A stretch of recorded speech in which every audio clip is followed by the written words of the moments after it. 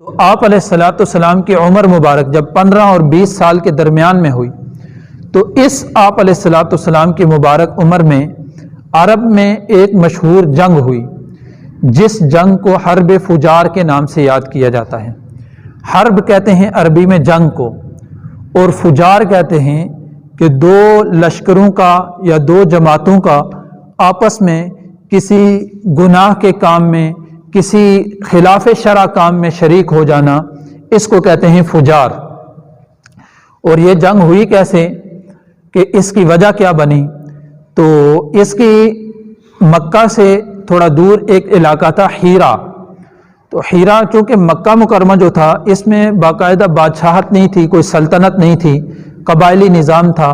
مکہ مکرمہ میں قریش کے 10 قبائل تھے اور یہ آپس میں ایک دوسرے کے حلیف تھے، یعنی ایک دوسرے کے دوست تھے، کسی خوشی غمی میں، کسی لڑائی جھگڑے میں ایک دوسرے کی مدد کیا کرتے تھے۔ یہ جو آپس میں حلیف تھے، ایک دوسرے کے دوست قبائل تھے، یہ لڑائی جھگڑے میں ایک دوسرے کی مدد کیا کرتے تھے۔ تو مکہ میں چونکہ یہ بادشاہی نظام نہیں تھا تو ہیرا میں ایک بادشاہ تھا، اس بادشاہ کا نام نعمان بن منذر تھا۔ تو مکہ سے باہر طائف کے قریب، طائف سے تقریباً 10 میل کے فاصلے پر یہ جگہ ہے عکاظ نامی۔ اس عکاظ نامی جگہ پر ان عربوں کا بازار لگا کرتا تھا، اور یہ بازار ہجری اعتبار سے دیکھا جائے تو ہجری اعتبار سے سال کا جو 11واں مہینہ ہے ذوالقعدہ، اس مہینے سے شروع ہوتا تھا، اس یکم ذوالقعدہ سے یہ بازار شروع ہوتا تھا۔ تو عکاظ کا بازار یہ بڑا مشہور بازار ہے، اس میں لوگ دور دراز سے اپنی قیمتی سامان اور دور دراز سے لوگ جو علاقوں سے آتے تھے وہ اپنے علاقوں کی مصنوعات، اپنے علاقوں کی سوغات لا کر اس بازار میں فروخت کرتے،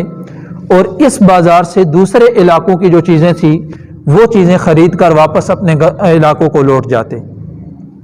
اور صرف تجارت ہی نہیں بلکہ عربوں کا جو ایک کمال جو تھا وہ انہوں نے شعر و شاعری میں کمال حاصل کیا ہوا تھا۔ تو جو عرب کچھ تو تجارت کرتے تھے اور جو شعر و شاعری میں کمال درجے کے تھے وہ ایسا کرتے کہ اپنے اشعار لکھتے تھے، اور ان اشعار کو ایک ثقافتی اور ادبی محفل بھی اس میں لگتی تھی۔ تو ان اشعار کو اس عکاظ کے بازار میں، عکاظ کے میلے میں وہ اشعار پیش کرتے، اور اشعار پیش کر کے لوگوں سے ان کے مقابلے میں داد لیتے تھے، ان اشعار پہ لوگوں سے داد لیتے، اور پھر جس کا شعر اچھا ہوتا اور سب سے اچھا جو شخص شعر اشعار کہتا تھا وہ اشعار اس کے سونے کے پانی سے لکھے جاتے تھے، اور سونے سے پانی سے لکھ کر ان اشعار کو بیت اللہ میں لگا دیا جاتا تھا، بیت اللہ میں آویزاں کر دیا جاتا تھا، اور پورا سال یہ اشعار اس کے بیت اللہ میں لٹکے رہتے تھے۔ اور جو لوگ بھی آتے تھے بیت اللہ کے زائرین، عمرہ کرنے والے، حج کرنے والے، تو وہ آ کر ان اشعار کو پڑھتے اور ان لوگوں کی مدح سرائی کرتے، ان کو داد دیتے تھے۔ تو یہ محفلیں بھی لگتی تھی۔ تو یہ جو ہیرا کا بادشاہ تھا نعمان بن منذر، اس کا یہ معمول تھا کہ جب بھی عکاظ کا بازار لگتا تھا تو یہ اپنا ایک قافلہ سامان سے لدا ہوا عکاظ کے بازار میں بھیجا کرتا تھا، اور اس کے سامان میں عمومی طور پر جو سر فہرست چیز ہوتی تھی وہ مشک و عنبر ہوتی تھی، خوشبو کی چیزیں، یہ چیزیں اس کے سامان میں ہوتی تھی۔ اس کا قافلہ آتا عکاظ کے بازار میں تو وہاں آ کر مشک و عنبر یہ چیزیں فروخت کرتا، اور وہاں سے طائف سے بنے ہوئی چمڑے کی چیزیں اور دیگر مصنوعات خرید کر واپس ہیرا کو لوٹ جاتا تھا۔ تو اس دفعہ جب اس نے قافلہ تیار کیا تو چونکہ جب قافلہ آتا تھا تو راستے میں بہت سے صحرا نشینوں سے اس قافلے کا گزر ہوتا تھا، اور چونکہ قبائلی نظام تھا اور انتہائی جہالت کا نظام تھا تو لوگ جس قافلے کو دیکھتے تھے جو کسی کے امن و امان میں نہیں ہوتا تھا، بے یار و مددگار قافلہ ہوتا تھا، تو راستے میں جو قبائل تھے یہ قبائل اس قافلے کو لوٹ لیتے تھے اور اس کا سامان، ساز و سامان اس سے لوٹ لیتے تھے اور لوگوں کو قتل کر دیتے تھے۔ ایسا معاملہ تھا اس کا۔ اور نعمان بن منذر یہ بادشاہ جب بھی اپنے قافلے کو بھیجتا تھا تو یہ عربوں کے کسی قبیلے کے بڑے شخص کی یا کسی قبیلے کے امان میں اس قافلے کو بھیجتا تھا کہ وہ شخص ان سے یہ امان لیتا کہ میں اس قافلے کو اپنی حفاظت میں لے جاؤں گا اور واپس چھوڑوں گا۔ تو جب عربوں کے کسی قبیلے کا آدمی اس سے امان لے لیتا تو چونکہ ان کے قبیلے کے شخص نے امان لیا ہوتا تو اس لیے پھر یہ اس قافلے کو چھیڑ چھاڑ نہیں کرتے تھے۔ تو اب جب اس نے قافلہ تیار کیا عکاظ کے بازار کے لیے تو اس نے بادشاہ نے اپنے دربار میں اعلان کیا کہ میرے اس قافلے کو کون اپنی ذمہ داری میں، کون اپنے امان میں لے گا۔ تو ادھر کنانہ کا ایک شخص براس نامی اسی کی محفل میں بیٹھا ہوا تھا، تو اس شخص نے کہا کہ میں اس قافلے کے امان میں لیتا ہوں۔ تو بادشاہ نے کہا کہ مجھے ایسا شخص چاہیے کہ جو راستے میں ایک دو قبیلے پڑتے تھے، ایک تہامہ کا نام کا قبیلہ تھا اور ایک اور قبیلہ تھا، تو مجھے ایسا شخص چاہیے کہ جو ان قبیلوں سے بھی میرے قافلے کو امان دے۔ تو اس پر عروۃ الرحال ایک نامی تھا، یہ بنو خوازن کے قبیلے سے تعلق رکھتا تھا۔ اس شخص نے کہا بادشاہ سے، جو پہلے جس شخص نے کہا تھا براس نے، براس کو برا بلا کہا کہ یہ شخص تمہارے قافلے کو امن دے گا، یہ تو کچھ نہیں دے سکتا، بلکہ تمہارے قافلے کو میں امن و امان دوں گا، میں اپنی حفاظت میں تمہارے قافلے کو لے جاؤں گا۔ تو اس پر براس نے اس عروۃ الرحال سے کہا کہ کیا تو بنو کنانہ سے بھی اس قافلے کو امن دیتا ہے، بنو کنانہ کے مقابلے میں بھی ان کو امان دیتا ہے؟ تو اس شخص نے کہا کہ صرف بنو کنانہ نہیں بلکہ ساری خلقت کے مقابلے میں اس قافلے کو امن دیتا ہوں۔ تو جب عروۃ الرحال نے اس براس کو بادشاہ کے دربار میں برا بلا کہا تو اس کے دل میں اس کا بغض آ گیا اور اس کی نفرت آ گئی۔ تو جب بادشاہ نے یہ قافلہ روانہ کیا، عروۃ الرحال کو ان کا سردار اور اس کی امان میں اس قافلے کو روانہ کیا، تو یہ قافلہ وہاں سے روانہ ہوا تو براس نامی جو شخص تھا اس نے اس قافلے کا پیچھا کیا، راستے میں مختلف صحراؤں سے گزرتا ہوا یہ قافلہ جب بنو تمیم کے علاقے کے ایک جگہ ہے اوارا نام کی جگہ، اس جگہ پر جب یہ قافلہ پہنچا تو یہ جو قافلے کو اپنے امان میں لے کر آیا تھا عروۃ الرحال، اس نے رات کو وہاں پر پڑاؤ ڈالا اور خیمے لگائے، وہاں پر پڑاؤ ڈالا، رات کو اس نے شراب پی اور رات کو اس نے اپنی حاجات ایک لڑکی کے ساتھ پوری کی۔ اس کے بعد علادہ خیمے میں جب یہ سونے کے لیے گیا تو براس نے اس وقت کو غنیمت جانا کہ یہ اکیلا تھا، تو براس اس کے خیمے میں داخل ہو گیا، اور جب اس کے خیمے میں داخل ہوا تو عروۃ الرحال کو سمجھ آ گیا کہ یہ مجھے قتل کرنے لگا ہے اور مجھے نقصان پہنچانے کے لیے پہنچا ہے، تو اس نے اس کو واسطے دینے شروع کیے اور اس سے کہا کہ مجھ سے غلطی ہو گئی ہے، میں تجھے برا بھلا نہیں کہہ سکتا، میں آئندہ تجھے کچھ نہیں کہوں گا، مجھ سے غلطی ہو گئی ہے، مجھے معاف کر دے۔ تو اس براس نے عروۃ الرحال کی ایک بھی نہیں سنی اور اس کے ہاتھ میں تلوار تھی اور تلوار سے اس کو قتل کر دیا۔ جب قتل کر کے واپس باہر نکلا تو نکلتے ہوئے اس نے چند اشعار پڑھے، اور ان اشعار کا مطلب یہی ہے کہ یہ اب مجھ سے کہتا ہے کہ مجھ سے غلطی ہو گئی ہے، حالانکہ اس کو پہلے میرے بارے میں یہ سوچ نہیں آئی، اور پھر کہا کہ میں اس کی گردن کو اپنی تلوار کے ذریعے اونچا کروں گا، یعنی اپنی تلوار سے اس کی گردن جدا کر کے اس کو قتل کر دوں گا۔ اب قتل کر دیا ہے میں نے۔ بہرحال جب براس نے اس کو قتل کر دیا عروۃ الرحال کو، تو یہ عروۃ الرحال اپنے امان میں، اپنی حفاظت میں نعمان بن منذر بادشاہ کے قافلے کو لے کر آیا تھا، جو قافلہ سامان سے لدا ہوا تھا۔ اب جب براس نے دیکھا کہ اس قافلے کا اور کوئی والی نہیں ہے، بے یار و مددگار ہو گیا ہے، تو براس نے اس قافلے کو ہانکا، اپنے ساتھ لیا اور اس قافلے کو لے کر خیبر پہنچ گیا۔ تو جب اس معاملے کی کچھ خبر پھیلی تو ایک غطفانی قبیلہ ہے اور ایک غنمی قبیلہ ہے۔ غطفانی قبیلے کا ایک شخص مساور اور غنمی قبیلے کا ایک شخص اسد، ان دونوں نے سفر باندھا اور یہ براس کا پیچھا کرنے کے لیے خیبر کو پہنچ گئے۔ جب خیبر کو پہنچے تو خیبر میں جا کر ان کی پہلی جس شخص سے ملاقات ہوئی وہ یہی براس خود تھا جس سے ان کی ملاقات ہوئی۔ جب ان کی براس سے ملاقات ہوئی تو براس نے ان سے پوچھا کہ تم کون لوگ ہو؟ انہوں نے اپنا تعارف کرایا، ایک غطفانی قبیلے سے ہے، ایک غنمی قبیلے سے ہے۔ تو براس نے ان سے کہا کہ خیبر کے علاقے میں غطفانی اور غنمی کا کیا کام ہے؟ تو ان لوگوں نے اس سے کہا، براس سے، کہ تم بتاؤ کہ تم کون ہو؟ تو براس نے کہا کہ میں یہاں خیبر کا باشندہ ہوں۔ تو اس پر ان لوگوں نے پھر سارا ماجرا اس براس کو بیان کیا، حتیٰ کہ یہی براس شخص عروۃ الرحال کو قتل کر کے یہی قافلہ لے کر گیا تھا جو ان کو مل رہا ہے۔ اس نے اپنا یہ کہا کہ میں یہاں خیبر کا باشندہ ہوں۔ تو ان لوگوں نے اس سے پوچھا کہ تم کیوں آئے ہو؟ انہوں نے پھر سارا ماجرا بیان کیا۔ تو اس براس ہی سے انہوں نے پوچھا کہ تم نے براس کو تو نہیں دیکھا؟ تو براس نے ان سے کہا کہ براس کو میں نے دیکھا تھا کہ وہ اس حالت میں آیا ہے کہ گویا کہ اس کے علاقے کے لوگوں نے دھکے دے کر اس کو نکال دیا ہے، اور صحیح جیسے مسافر لٹا پٹا آتا ہے اس حالت میں وہ یہاں آیا تھا، اور یہاں کے کسی آدمی نے اس کو جگہ نہیں دی، امان نہیں دیا، اور خیبر کے کسی شخص نے بھی اس پر دروازہ نہیں کھولا، حتیٰ کہ یہ براس خود تھا، ان کو یہ بیان کر رہا ہے۔ اب ان دونوں نے جب اس کی بات سنی اور پھر ان سے کہا، انہوں نے چونکہ یہ براس کو قتل کرنے کے ارادے سے، براس سے انتقام لینے کے ارادے سے گئے تھے، تو ان لوگوں نے کہا، ان لوگوں سے پوچھا کہ تم کس لیے آئے ہو؟ انہوں نے اپنا ماجرا بیان کر دیا۔ اب براس نے ان سے کہا کہ اگر میں تمہیں براس تک پہنچا دوں تو کیا تم میں اتنی جرت اور طاقت ہے کہ تم اس کا مقابلہ کر سکو؟ تو انہوں نے کہا جی ہاں، ہم جرت اور طاقت رکھتے ہیں کہ ہم اس کا مقابلہ کر سکیں گے۔ یہ دونوں اونٹوں پر سوار تھے اور سامان بھی تھا۔ تو اس نے یہ چالاکی کی کہ اس نے ان سے کہا کہ تم میں سے جو تیز دار تلوار والا اور صحیح بہادر اور دلیر شخص کون ہے؟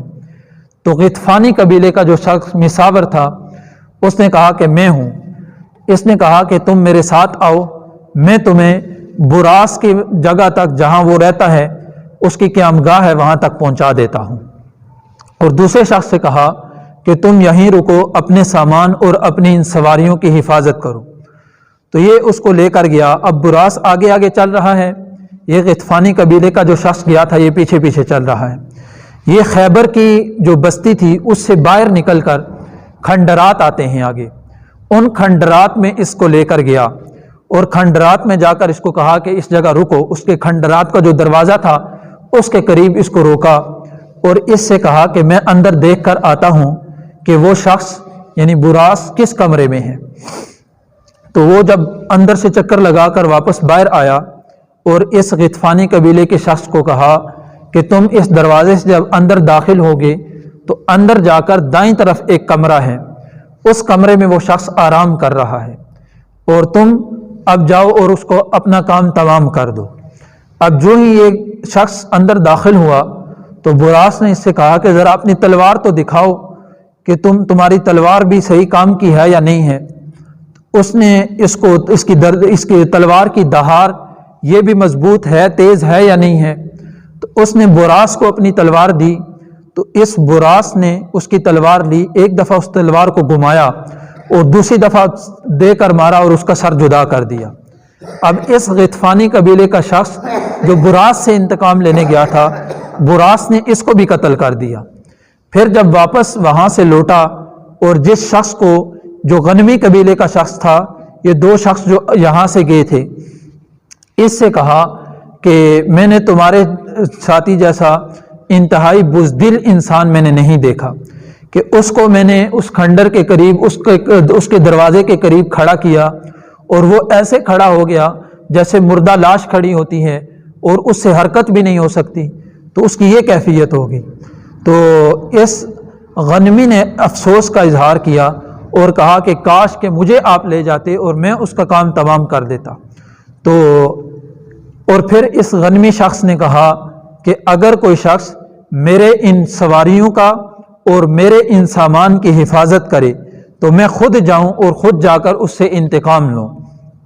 تو اس براس نے اس سے کہا کہ تمہاری سواریوں اور ان سامان کو کوئی چھیڑ چھاڑ نہیں کرے گا، اگر تمہاری سواریاں کوئی لے گیا تو اس کا تاوان میں دوں گا، تم چلو۔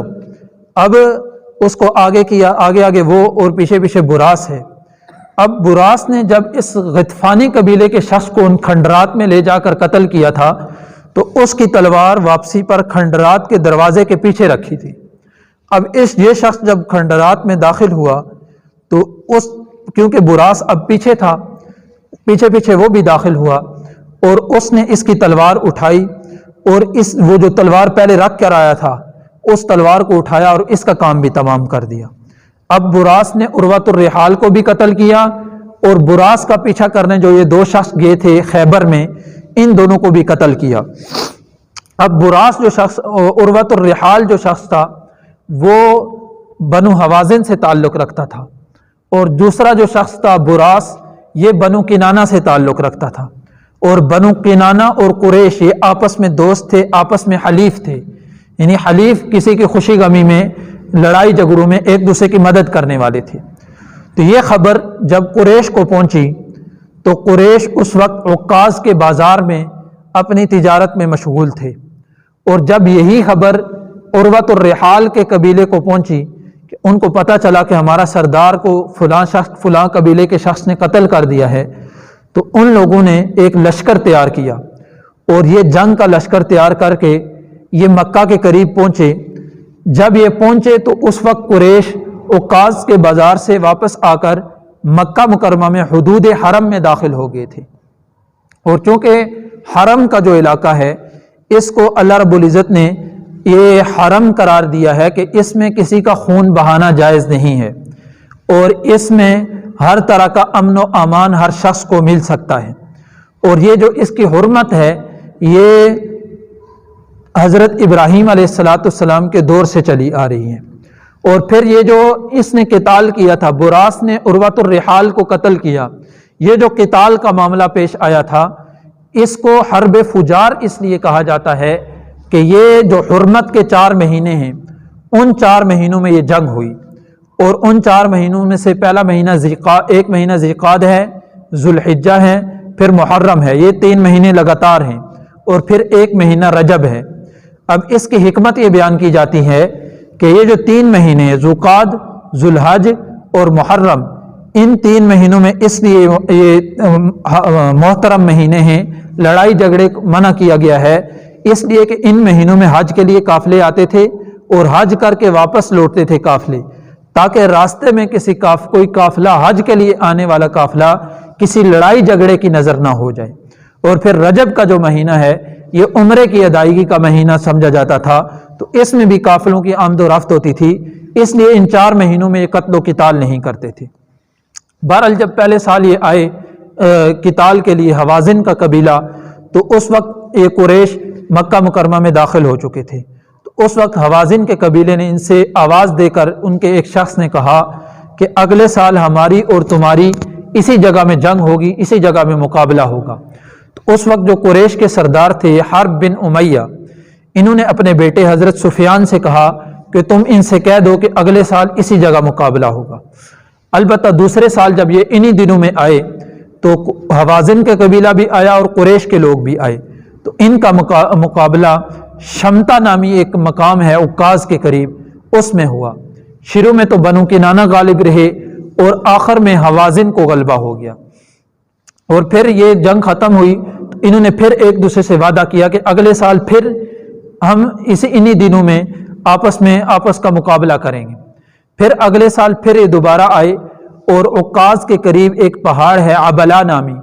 اس پہاڑ کے قریب ان کی جنگ ہوئی، اور یوم عبلا کے نام سے وہ بھی مشہور ہے۔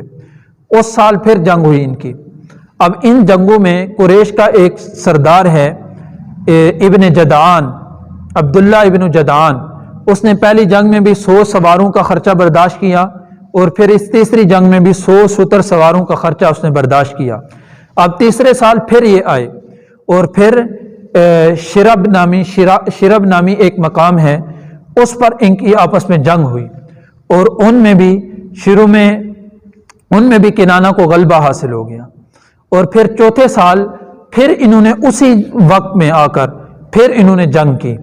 اور وہ جنگ نخلا مقامی ایک جگہ ہے نخلا مقام کی، اس جگہ پر انہوں نے جنگ کی اور آپس میں آمنا سامنا ہوا۔ اب اس سال جب چوتھے سال میں نخلا مقامی جگہ پر آمنا سامنا ہوا تو انہوں نے پھر وعدہ کیا اگلے سال جنگ کرنے کا، اور اگلے سال عکاظ کے بازار عکاظ کے میدان میں جنگ کرنے کا آپس میں فیصلہ کیا۔ اب یہ 4 جنگیں ہو چکی ہیں 4 سالوں میں، 5वें साल फिर ये जंग के लिए तैयार हैं। जब जंग के लिए आए, उन्हीं महीनों में उकास की जगह में आए, तो दोनों लश्कर आमने सामने थे। करीब था कि आपस में लड़ाई शुरू हो जाए। तलवारें नियाम से निकल चुकी थी, तीर सीधे कर चुके थे। तो इनमें से कुरैश में से एक शख्स उतबा बिन रबिया, वो उन्होंने अपनी सवारी पर सवार हुए और उन्होंने ऊंची आवाज़ दी और इनको मुज़र की औलाद कहकर पुकारा कि तुम एक दूसरे के दुश्मन क्यों बने हुए हो, तुम चाहते क्या हो। तो उस वक्त हवाज़िन की तरफ से एक शख्स ने कहा कि आप क्या कहना चाहते हैं, किस चीज़ की तरफ हमें बुलाते हैं। तो उतबा बिन रबिया ने कहा कि मैं सुलह की तरफ आपको बुला रहा हूँ। तो उन्होंने कहा कि सुलह की क्या सूरत है। तो उतबा बिन रबिया ने कहा कि सुलह की सूरत यह है कि आपके जितने बंदे कत्ल हुए हैं हम उनकी दियत देने के लिए तैयार हैं, और हमारे जितने बंदे इस लड़ाई में मारे गए हैं हम उनका खून माफ़ करेंगे, और जब तक हम आपको दियत नहीं देते उस वक्त तक हमारे बच्चे आपके यहाँ रहन रखे होंगे, यानी आपके कब्जे में होंगे। तो उन्होंने इनकी इस बात को, इनकी इस ऑफर को कबूल किया और सुलह पर आमादा हो गए। और फिर जब सुलह पर आमादा हुए तो इन्होंने अपने बच्चे भी उनके हवाले किए। जब उस कबीले में देखा कि उनके बच्चे भी हमारे पास हैं और सुलह पर आमादा हो गए हैं, अपने कातिल भी उन्होंने माफ़ कर दिए हैं, तो उन लोगों ने भी अपने जितने लोग थे कत्ल हुए थे उनका खून माफ़ कर दिया। अब यहाँ पर आकर इन दोनों कबीलों की सुलह हो गई, यानी 4-5 साल तक आपस में लड़ाई में रहे एक कत्ल के बदले में, और फिर 5 साल के बाद आपस में आकर सुलह होगी। अब चूंकि हम आप अलैहिस्सलाम की सीरत तय्यबा का मुताला कर रहे हैं, तो अब इस इतने लंबे वाक़े का आप अलैहिस्सलाम की सीरत तय्यबा से ताल्लुक़ क्या है, जिसके लिए इस तमाम तर तफसीली वाक़े को मैंने मुख्तसरन अर्ज़ किया है। अब इसमें जो थी, इसमें आप अलैहिस्सलाम ये कुरैश की तरफ से जंग में शरीक थे, यानी आप अलैहिस्सलाम अपने चचाओं की इसरार पर और अपने चचाओं के कहने पर आप अलैहिस्सलाम जंग में शरीक हुए हैं। लेकिन सीरत निगारों ने लिखा है कि आप अलैहिस्सलाम ने किताल नहीं किया, आप अलैहिस्सलाम के हाथों कोई कत्ल नहीं हुआ, बल्कि आप अलैहिस्सलाम तीरों को उठाकर अपने चचाओं के हवाले करते थे, उनको तीर पकड़ाते थे। उस बाज़ रिवायात के मुताबिक आप अलैहिस्सलाम के चचाओं को, जो तीर आप अलैहिस्सलाम के चचाओं की तरफ आता था, तो आप अलैहिस्सलाम उस तीर को रोकते थे,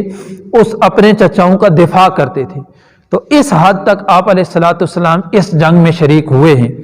इसलिए इस जंग का आप अलैहिस्सलाम की सीरत तय्यबा का अगर मुताला करें तो इसका मुताला भी बीच में आता है, इस जंग का तज़किरा भी आता है। तो ये इतनी बड़ी जंग हुई 4-5 सालों में, और वो भी एक कत्ल की बुनियाद पर। और ये अरबों का उमूमी मिजाज था, इनके यहाँ कत्ल व क़िताल एक आम सी चीज़ थी। ज़रा सी बात पर एक दूसरे को कत्ल करना, और ज़रा सी बात पर एक दूसरे की नस्लों तक को कत्ल करना और हज़ारों साल जंगें लड़ना इनके लिए एक आम सी बात थी। और फिर उन जंगें लड़ने वालों को ये नहीं कि उस पर अफसोस होता था, बल्कि उस पर फ़ख्र भी करते थे। और जो शख्स अपने मद्दे मुकाबिल और दुश्मन को जितनी बेदर्दी से और जितनी सख्ती से कत्ल करता था, उतने ही आला किस्म के अशार कहकर उस पर फ़ख्र भी महसूस करता था। तो ये इनमें एक जंगी जो थी, इसी की वजह से ये लड़ाई भी हुई है। तो आप अलैहिस्सलाम ने शिरकत तो की, लेकिन आप अलैहिस्सलाम ने क़िताल नहीं किया है।